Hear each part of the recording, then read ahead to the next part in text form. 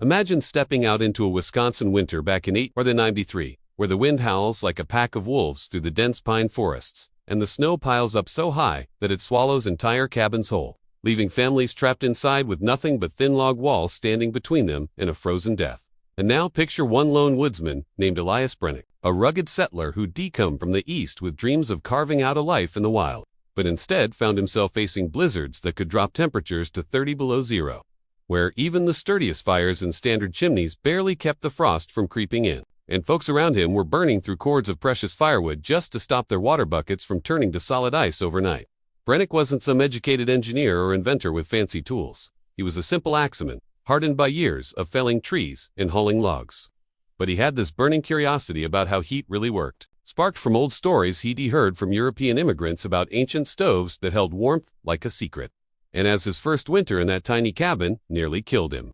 with frostbite nipping at his toes and his breath hanging in the air inside his own home, he started tinkering in his mind, sketching crude ideas on birch bark by the dim light of a kerosene lamp, convinced that there had to be a better way to trap that fleeting heat before it all escaped up the flue like a thief in the night. Neighbors whispered about him behind his back, calling him crazy old Brennick, the fool who thought he could outsmart Mother Nature herself, especially when he began hauling massive slabs of local sandstone from the nearby quarries, stacking them in ways that made no sense to anyone watching. And they laughed outright when he tore down his perfectly good chimney one crisp autumn day,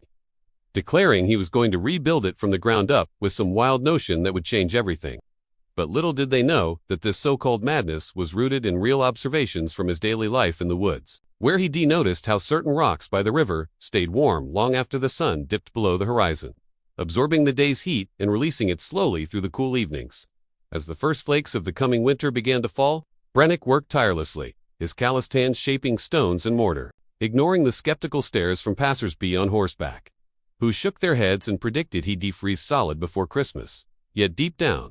he felt a quiet confidence building, like the slow burn of a well-fed fire, because he pieced together principles of thermal mass that no one else in that remote corner of Wisconsin had ever considered for a humble cabin chimney. Drawing from forgotten folk wisdom in his own trial-and-error experiments with small-scale models he tested in his shed. But what exactly was this bizarre hack he was betting his life on, and would it really defy the brutal cold that had claimed so many settlers before him? Brennick's grand plan started with the foundation, where instead of the usual slim brick or stone stack that shot straight up like an arrow, he dug deep into the earth to lay a massive base of dense sandstone blocks, each one weighing as much as a grown man and chosen for their ability to soak up heat like a sponge does water, creating what we'd now call a thermal mass reservoir, right at the heart of his cabin. And he positioned this oversized firebox not flush against the wall, but slightly offset, allowing the flames to lick around the stones in a way that maximized contact and minimized the quick escape of hot air that plagued every other frontier home.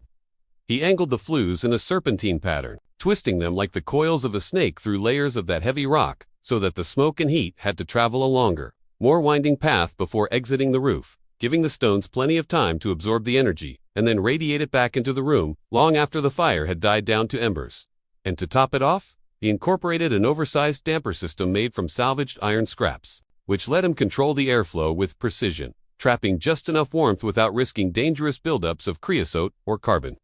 monoxide that could turn a cozy night deadly in an instant. It took him 6 grueling weeks to complete, 3 times longer than any standard chimney job, with days spent chiseling stones to fit perfectly and nights poring over rough calculations scratched into his journal, all while the autumn leaves turned fiery red and then fell bare, signaling the imminent arrival of winter's grip.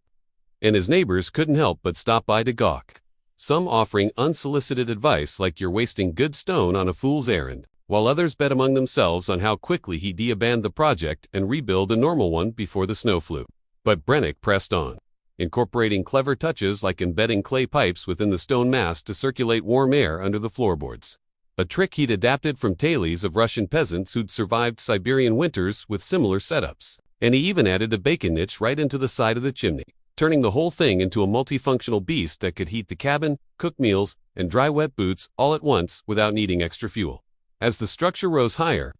towering awkwardly compared to the sleek chimneys dotting the landscape, the ridicule grew louder, with folks in town at the general store spinning yarns about the mad woodsman's monument to madness. Yet Brennick smiled inwardly, knowing he'd tested the principles on a small scale and seen how the heat lingered for hours, far beyond what any iron stove could manage in those days, and with the first heavy frost coating the ground, he lit the inaugural fire, watching as the flames danced and the stones began to warm, filling the air with a steady, enveloping heat that felt almost alive. Would this eccentric creation hold up against the howling storms ahead, or would it crumble under the weight of doubt and leave him regretting every swing of the hammer? When the worst blizzard of 1893 hit Wisconsin like a hammer from the gods, dumping feet of snow and plunging temperatures to depths that cracked tree trunks and froze livestock in their tracks, Brennick's cabin became a beacon of impossible comfort, staying at toasty 68 degrees inside while his neighbors shivered at a miserable 37. Their fires gulping, would like starved beasts, yet barely keeping the chill at bay. And word spread like wildfire through the drifts as folks trudged over on snowshoes to see for themselves, peering in awe at how the sandstone mass glowed with stored heat, releasing it slowly through the night so Brennick could sleep soundly with just a morning and evening fire, saving him half the firewood he'd deburned the previous year and turning what was once a daily grind into a sustainable routine that left him more time for trapping and trading. Skeptics turned to students overnight, begging for details on the angled flues that captured every last bit of rising warmth, and the dense space that acted like a natural battery. And soon, a few brave souls began replicating parts of his design, adapting it to their own homes and reporting similar miracles. Like cabins that stayed warm enough to melt snow on the roof while others were buried under icy burdens. And Brennick, ever the humble woodsman, shared his knowledge freely over mugs of hot cider, explaining how the key was in understanding heat, not as a fleeting visitor, but as something to be trapped and tamed through simple materials nature provided right there in the quarries. This hack didn't just save lives that winter. It sparked a quiet revolution in frontier heating, influencing later designs in rural America where thermal mass principles found their way into masonry heaters and even modern proving that one man's crazy idea could echo through history as a testament to ingenuity born from necessity. And though Brennick passed on years later, his cabin stood as a relic, preserved in local lore and museum sketches that detailed the exact geometry for generations to come. As we wrap up this tale of survival and smarts, remember that history is full of these overlooked gems waiting to warm your curiosity. If you enjoyed diving into this frozen frontier adventure, hit that like button, subscribe for more real stories from the past that could change how you think about the present, and drop a comment below sharing your own winter survival tips or what historical hack you'd love to see next. Because who knows, your idea might just spark the next video.